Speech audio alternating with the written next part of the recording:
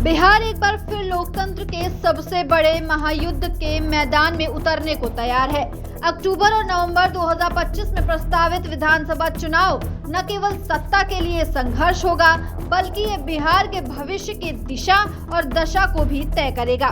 13 करोड़ से अधिक की आबादी, गहरे जातिगत समीकरण और लगातार बदलते सियासी गठजोड़ इसे भारत की सबसे जटिल राजनीतिक लड़ाइयों में से एक बनाते हैं।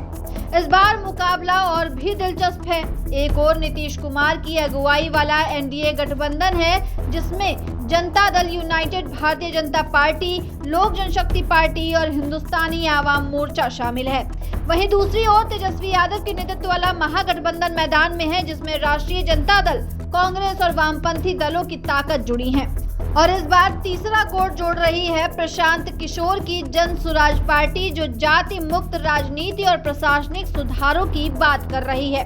नीतीश कुमार, जिन्होंने सड़कों, बिजली और कानून व्यवस्था के क्षेत्र में महत्वपूर्ण काम किया है, आज अपनी विश्वसनीयता को लेकर घिरे हुए हैं। बार बार पाला बदलना, गठबंधन बनाना और तोड़ना उन्हें जनता के बीच संशय की दृष्टि से देखने पर मजबूर कर रहा है।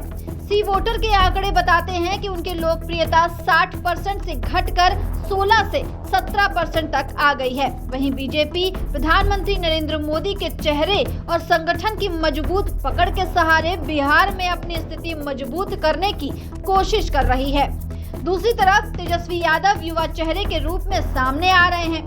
आरजेडी 2020 के विधानसभा चुनाव में सबसे बड़ी पार्टी बनकर उभरी थी और तेजस्वी यादव ने तब 10 लाख नौकरियों का वादा कर युवाओं को झकझोरा था। इस बार उनकी रणनीति माई बाप यानी मुस्लिम, यादव, बहुजन, अगड़ा, आधी आबादी और गरीब को एकजुट करने की है। हालांकि 2024 के लोकसभा चुनाव में महागठबंधन को केवल 9 सीटें मिली, जिससे उनकी रणनीति की सीमाएं भी उजागर हुई। प्रशांत किशोर की जनसुराज पार्टी एक नई उम्मीद के तौर पर उभरी है, जो शिक्षा, स्वास्थ्य और पारदर्शिता पर जोर दे रही है। शहरी युवाओं में इसकी कुछ पकड़ है, लेकिन ग्रामीण बिहार में जहां जातिगत समीकरण गहराई से फैले हैं, वहां इस अपील को जमीन पर लाना चुनौतीपूर्ण है।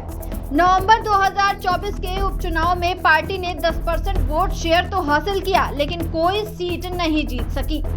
जातिगत सर्वे ने चुनावी समीकरणों को और भी पेचीदा बना दिया है। बिहार में 84% से ज्यादा आबादी ईबीसी, ओबीसी, एससी और एसटी समुदायों की है। नीतीश कुमार की लवकुश रणनीति, जिसमें कुर्मी और कोयरी समुदायों को एकजुट किया गया, आरजेडी के परंपरागत मुस्लिम यादव समीकरण को चुनौती दे रही है। लेकिन तेजस्वी की माई बाप नीति भी धीरे धीरे जातीय सीमाओं को लांघने की कोशिश कर रही है। इस चुनाव में ऑपरेशन सिंदूर जैसे मुद्दे भी असर डाल सकते हैं। बीजेपी इसे राष्ट्रवाद की जीत बताती है, तो विपक्ष इसे ध्रुवीकरण की राजनीति कहता है। ये विषय शहरी, शिक्षित और अगड़ी जातियों के मतदाताओं को विशेष रूप से प्रभावित कर सकते हैं। महिलाओं की भूमिका इस बार निर्णायक मानी जा रही है। नीतीश कुमार की शराबबंदी नीति और सरकार की कल्याणकारी योजनाएं महिलाओं में उनकी पकड़ बनाए रखे हुए हैं। वहीं आरजेडी भी आर्थिक सहायता और सशक्तिकरण की बात पर महिलाओं को अपने पक्ष में करने की कोशिश कर रही है।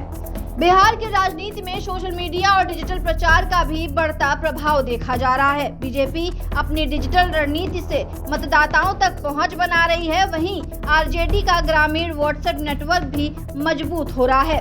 हालांकि ग्रामीण क्षेत्रों में डिजिटल पहुंच की सीमाएं अभी भी एक बड़ी बाधा है।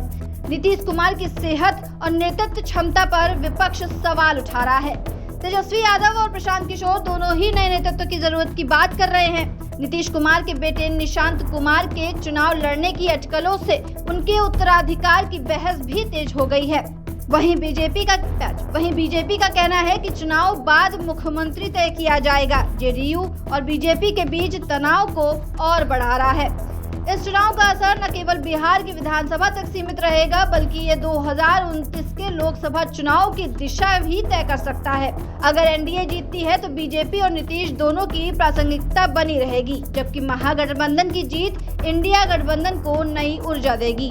और अगर जनसुराज कुछ सीटें जीतने में सफल होती है, तो ये भविष्य की राजनीति को आकार देने में अहम भूमिका निभा सकती है। बिहार का मतदाता इस बार स्थिरता, बदलाव और विकास के बीच एक निर्णायक चुनाव करने जा रहा है।